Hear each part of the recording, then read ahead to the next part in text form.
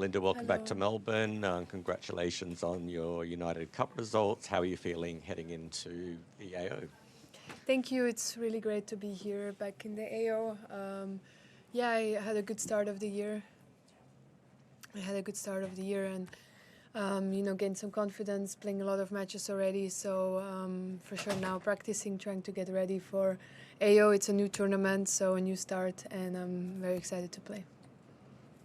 Questions back? Yeah, last year I remember you came here, you were sort of like just starting a comeback, and I remember after the Coco loss, you said like, I'm just not ready to go 3 sets with Coco at this point.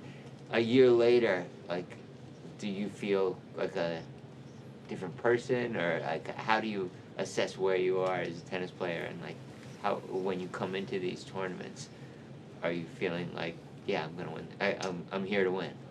Yeah, it's definitely come a long way since last year. Last year was the start of my comeback, and exactly like you said, I physically maybe didn't feel ready yet to compete 3 sets with the best players in the world, although my tennis level was there pretty fast. I think the year's been long. I played a lot of matches. I played a lot of good tournaments and had great results. So I definitely feel like I'm playing very good tennis right now. I think I improved so much on the physical side. My movement is good, so I definitely feel much better. And of course, it was not a goal. I think, being 11 in the world, I think the next goal was to break in top 10. So I just want to keep going on this path and not think too much what's going to be. And for sure, this is a fresh tournament and a fresh start. So my first round is not easy. So I'm focused, with all my focus is going to that.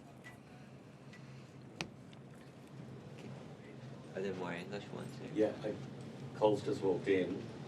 Hey Belinda, good to see you again. Just obviously a great United Cup run, obviously 5-0 back in the top 10. Kind of how did you spend the week, building off that momentum into Melbourne?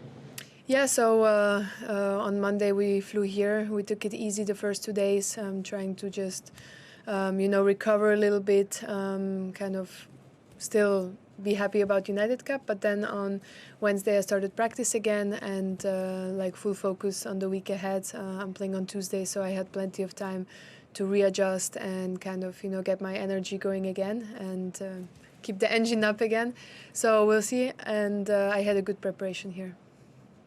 And I guess just continuing off of, guess you've played Melbourne many times in your career. Just obviously last year you're coming off of maternity leave. How does this year feel different and compared to years past, given the success that you had to start the year, if it does? I don't think it feels different. It just feels like I'm continuing from last year, to be honest. I kind of think also the years are kind of overflowing because, there's plenty of tournaments. The off-season is becoming shorter and shorter. So I just feel here ready to go. I gained a lot of confidence from the end of the year last year and then from the start of the year now. So definitely I know what things I'm working on, what things I can still improve. But I can feel that my level is getting better and better, and that's why I don't know if it feels different than last year. Honestly, last year I was just trying to get my physical back and still competing like normally, so it doesn't feel different. What did you learn last year about, managing the juggling act of being a professional tennis player?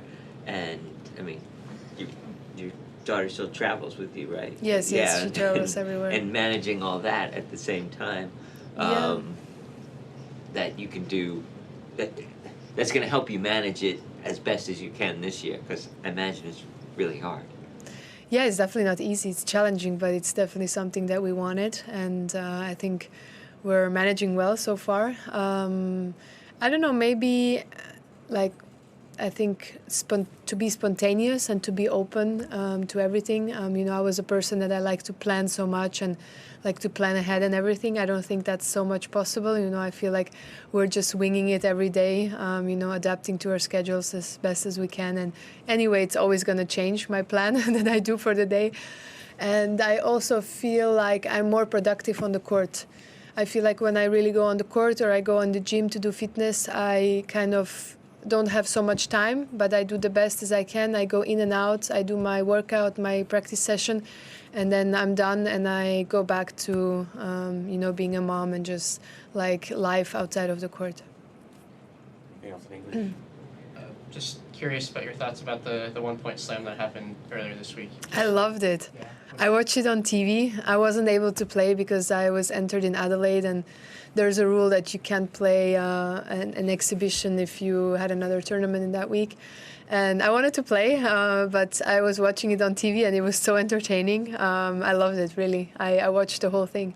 What would be your strategy? Like, would you serve, receive? Same, receive, for sure. I mean, I was really rooting for everyone, and I knew how difficult it is because you're not warmed up. It's not like you're playing a whole match and then it's about 1 point, but you're just like straight in, like no warm up, a lot of show around, and you have to be sharp and there for 1 point. And of course, the tennis was played much different than usually, also from the men, just keeping the ball in. And it was very fun, very entertaining. One last quick one. Okay. Yeah, go ahead. Do you have to have a different, I mean, in terms of the calendar, when you're traveling when you're taking into account being with a child? Does that affect how you schedule tournaments, how many tournaments you play, which tournaments you play, because some might be more kid-friendly than others?